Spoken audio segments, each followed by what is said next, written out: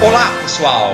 Hoje vamos falar de célula, os tipos de células e suas partes. E temos um convidado, ele já estava com saudade, Pinelzinho.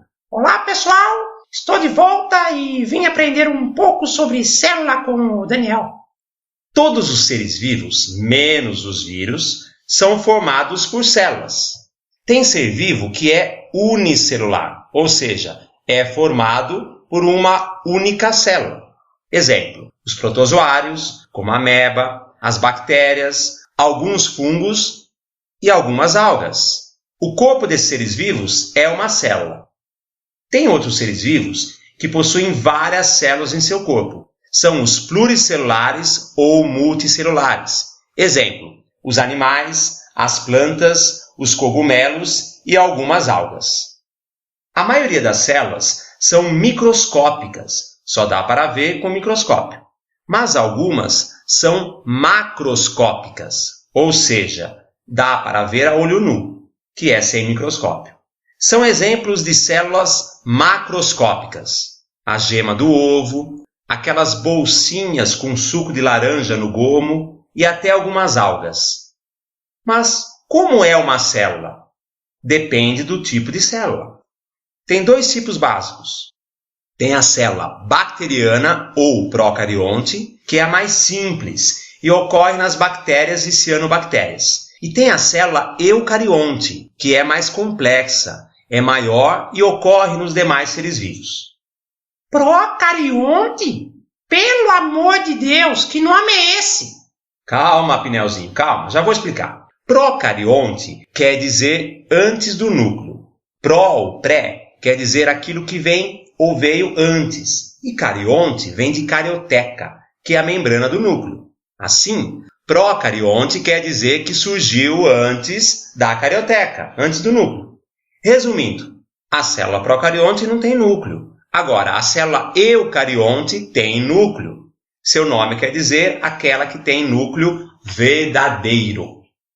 E como que é essa tal célula procarionte ou célula bacteriana, sei lá? A célula procarionte, de fora para dentro, tem uma cápsula envolvendo-a. Depois tem uma parede celular. E depois da parede, mais para dentro, tem a membrana, chamada membrana plasmática.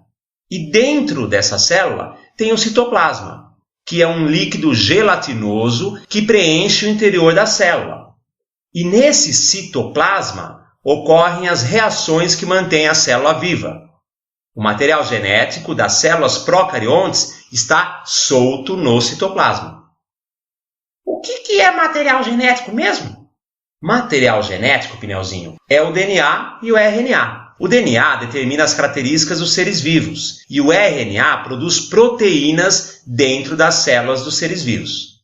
Nas células procariontes, o DNA está solto no citoplasma. Já na célula eucarionte, o DNA está dentro do núcleo, pois a célula eucarionte tem núcleo. As células eucariontes têm a membrana plasmática, o citoplasma e núcleo. Bom, já podemos diferenciar as células procariontes e eucariontes, não é mesmo? As procariontes ocorrem apenas nas bactérias e cianobactérias, ou seja, nos representantes do reino Monera. As células eucariontes ocorrem em todos os outros tipos de seres vivos, menos vírus, é claro, que não é formado por célula. As células procariontes não possuem núcleo e as eucariontes possuem núcleo. E, finalmente, as procariontes têm uma cápsula que não tem nas células eucariontes. Ô, Daniel, para que serve essa membrana, citoplasma, núcleo das células? Para que serve isso? A membrana plasmática controla as substâncias que entram e saem das células. O citoplasma preenche a célula e nele ocorrem as reações que fazem a célula viver. Já o núcleo tem o material genético, então controla as funções da célula. E tem mais, Pinelzinho.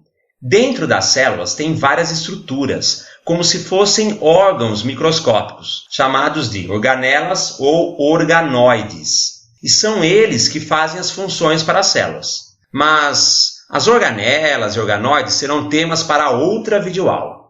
Para terminar, temos que falar que existem dois tipos de células eucariontes. a célula eucarionte animal e a célula eucarionte vegetal. A célula animal ocorre nos animais, já a célula do tipo vegetal ocorre nas plantas e nas algas. A célula eucarionte animal e a vegetal têm algumas diferenças em sua estrutura. A célula vegetal, por exemplo, possui uma parede celular formada de celulose.